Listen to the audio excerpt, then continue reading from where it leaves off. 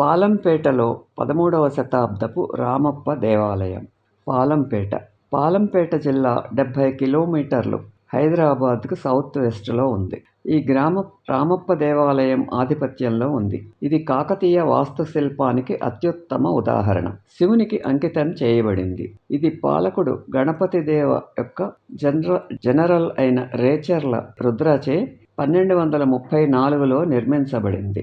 1199, 1262 general అయిన రేచర్ల రుద్రచే 1234లో నిర్మించబడింది. హన్మకొండలోని ఆలయం వలె ఇది కూడా అందంగా చెక్కబడిన నల్లని బసాల్ట్ స్తంభాలతో విశాలమైన మండపాన్ని కలిగి ఉంది. శిలువ రూపంలో ఉన్న ఈ మండపానికి 3 వైపులా బాల్కనీ సీట్లు ఉన్న వరండాలు కూడా ఉన్నాయి.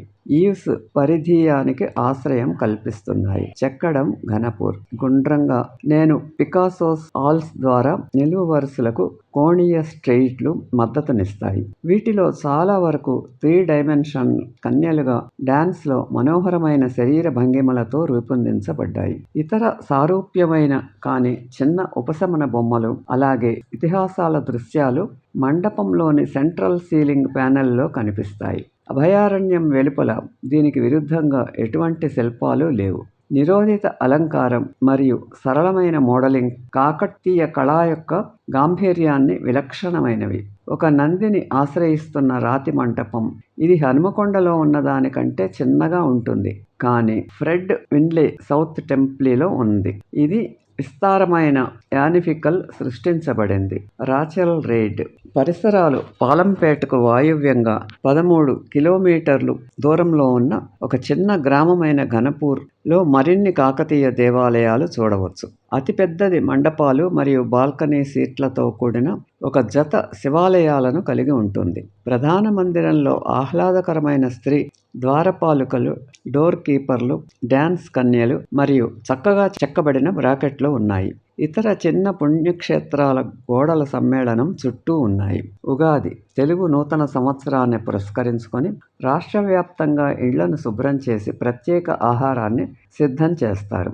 మృగశిర హైదరాబాద్ ఈ రోజున భారతదేశం నలుమూలల నుండి వచ్చిన రోగులకు ఆస్తమాకు ఒక ప్రత్యేకమైన నివారణ అందించబడుతుంది. వారు మరల్ అనే చిన్న మంచినీటి చేపను ప్రత్యక్షంగా మింగుతారు. చాలా మంది బాధితులు అద్భుత నివారణలను పేర్కొన్నారు. సాంప్రదాయ ఆంధ్ర దురీలు పర్షియా మరియు టర్కీ నుండి మెరిసే పట్టు మరియు ఉన్ని తివాచీలు హైదరాబాద్ నిజాంల రాజభవనాలను అలంకరించినప్పటికీ ఆంధ్రప్రదేశ్, వరంగల్ మరియు ఏలూరులో తివాచీ నేసే స్థానిక సంప్రదాయం చాలా కాలంగా ఉంది. సాధారణంగా ధురీస్ అని పిలుస్తారు. రగ్గులు కాటన్ మరియు ఉన్ని రెండింటిలోనూ వివిధ రకాల డిజైన్లు మరియు రంగులతో తయారు చేయబడతాయి. వరంగల్ నుండి వచ్చే కాటన్ ధురీలను సాధారణంగా రేఖాగణిత నమూనాలలో అల్లుతారు. అయితే ఏలూరు వరంగల్కు ఆగ్నేయంగా 314 కిలోమీటర్ల దూరంలో ఉన్నది. ఇక్కడ ఉన్ని తివాచీలు పాశ్చాత్య ప్రభావాన్ని సూచించే పూల డిజైన్లను కలిగి ఉంటాయి. ఖరీదైన శత్రంజీలు అనగా చదరంగపు పలకలాంటి నమూనా భారీ కాటన్ దారంతో తయారు చేయబడతాయి మరియు సమాంతర మగ్గాలపై ఉత్పత్తి చేయబడతాయి. శ్రీకాళహస్తిలోని కలంకారీ కళాకారులు కూరగాయల రంగులను ఉపయోగించి జనపనార ఆధారంగా సాంప్రదాయ డిజైన్లలో రగ్గులను తయారు చేస్తారు. రేఖాగణిత నమూనాతో ఒక ధురి. బతుకమ్మ పండుగ. బతుకమ్మ సంపద దేవత లక్ష్మి గౌరవార్థం ఈ పండుగ దసరా ముందు ప్రారంభమై 9 రోజుల పాటు కొనసాగుతుంది. దేవత యొక్క పసుపు ప్రాతినిధ్యంపై పువ్వులు అమర్చబడి ఒక వెదురు ట్రేపై ఒక సరస్సు లేదా నదికి తీసుకువెళతారు. ఇక్కడ మహిళలు పుష్ప నైవేద్యాన్ని నీటిలో ముంచటానికి ముందు చుట్టూ వృత్తాకారంలో నృత్యం చేస్తారు.